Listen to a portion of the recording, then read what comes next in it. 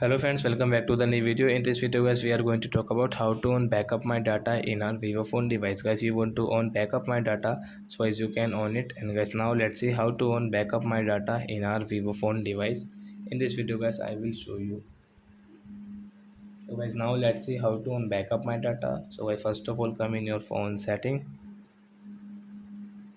And guys, you can see this type of setting. So guys, scroll it and guys, click on phone system setting. Guys, this phone system setting, guys, tap here. And guys, you can see backup data. So guys, tap here and guys, click on this Google server. So guys, now you can see your backup my data in your vivo phone. So guys, you can own from the right side, guys. So you can see your backup account. So guys, you can own your backup my data in your vivo phone.